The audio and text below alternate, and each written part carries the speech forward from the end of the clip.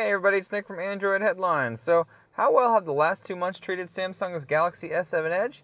In this video, you're going to find out.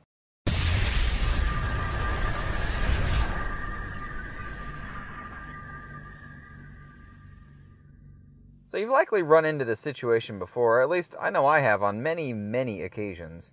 You get a new phone and are blown away by how good it is. Look at how amazing this build quality is, this sleek design, this new user interface, and all these awesome features are things that you've likely said, only to find out a month or two later that the phone pretty much ends up sucking. It's a terribly unfortunate situation, especially when the phone in question costs well over $700 or $800. What can I say about the Galaxy S7 Edge in this particular scenario?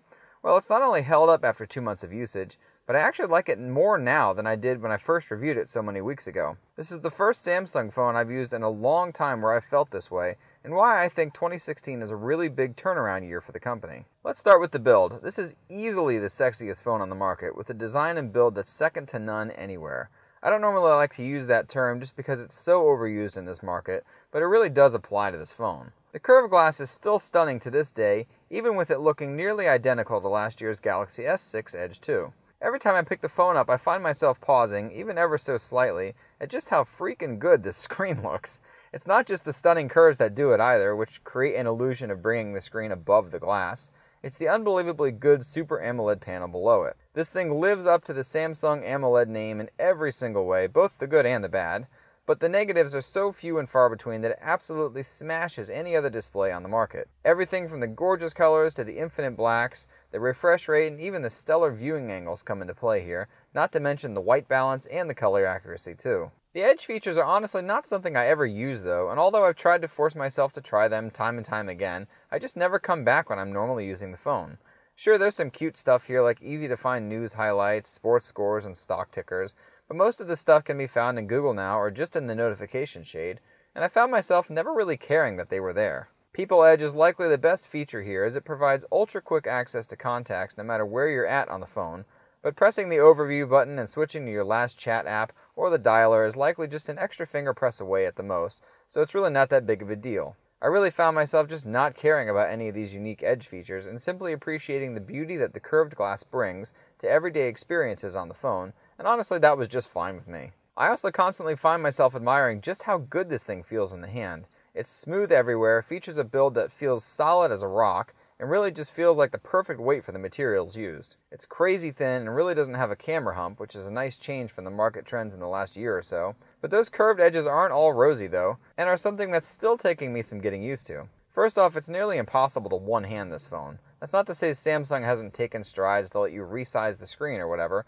We've seen that for generations, and as a first-generation Galaxy Note user, and one that's had plenty of huge Samsung phones over the years, I'm very used to holding large phones a different way to one-hand them. 5.7-inch screens are definitely my usual preference, even with one-handed use, but the curve here makes it completely impossible to hold the device in my usual palm-on-the-corner way without constantly touching elements on the screen. I also found that the phone is sort of awkward to hold with two hands as well, and while I made considerably less mistakes than with one hand, I still made far more erroneous clicks than with any other phone I've ever owned or even just used for a long period of time. I also found that the digitizer might just be a little too sensitive at times, as when I scroll through lists of things, especially slowly, I almost always end up clicking something on accident. Part of this could be the palm rejection for the Edge kicking in and not working quite right, but whatever the case, it gets annoying when it does happen. It's also very difficult to pick up from a flat surface, so if you're resting it on the table and try to grab it, especially with the screen on, expect it to slip out of your hand or accidentally press something on the screen.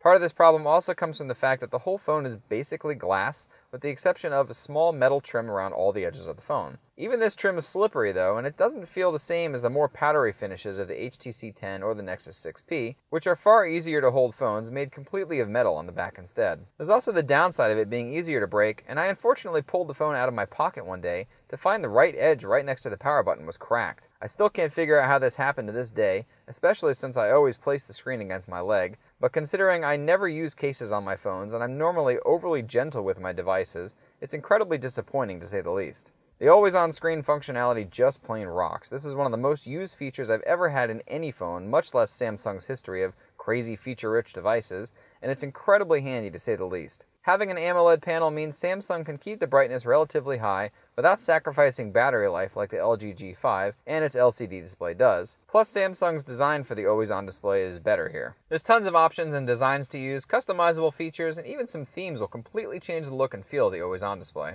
It's a phenomenal feature that I hope we see elsewhere, and it's way better than the adaptive display that we've seen on Motorola and Nexus phones for years now. Audio quality coming from that 3.5mm headset jack is nothing short of superb. 24-bit high-res audio is a thing of brilliance, and even listening to it on a regular sound system reveals extra details in the sound you might not notice from other phones. Samsung even has some incredible upscaling here and a great built-in equalizer that most OEMs don't bother with. Just don't expect anything good out of that external speaker you'll find on the bottom.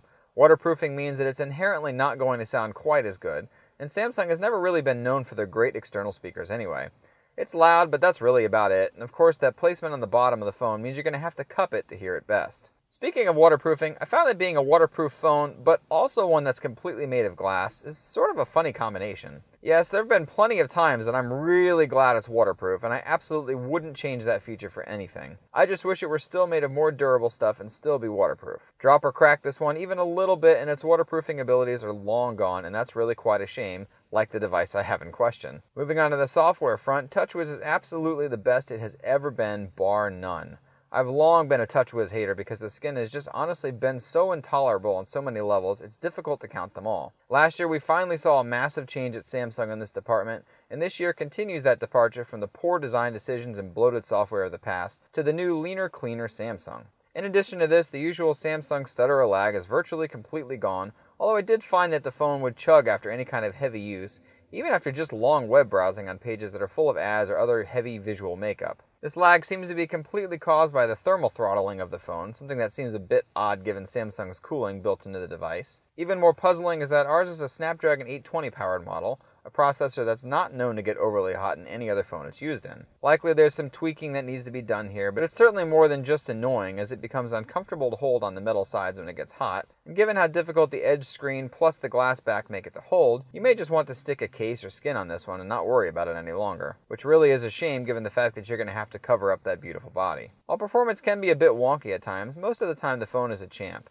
It blazes through any high-end mobile game and masters multitasking with its 4 gigs of RAM under the hood, plus the fact that Samsung seems to have fixed that nasty memory bug from last year's Galaxy S6. One of my favorite incredibly fast features is launching the camera from anywhere by double-tapping the home button. This isn't new to the S7 Edge, but it's amazing just how blazingly fast the camera appears once pressing the button twice. Just beware that the home button seems to scratch stupidly easily, and I found mine scuffed after just a few days of use. Regardless of this though, this is the fastest camera I think I've used on any phone ever. From screen off to taking a picture of something takes less than 3 seconds. That includes the time it takes to double press the home button and click the software shutter button on the camera. It's crazy fast, and that new focusing method only makes things better. Much like launching the camera, the autofocus on the Galaxy S7 Edge is absolutely the fastest I've ever seen on any phone ever. It's difficult to even realize it has refocused unless you're really paying attention, and any kind of movement on the screen will make it refocus in a matter of milliseconds. And it gets it right almost every single time too, which is even more impressive. That new sensor has bigger pixels, and 100% of those pixels are actually used for focusing,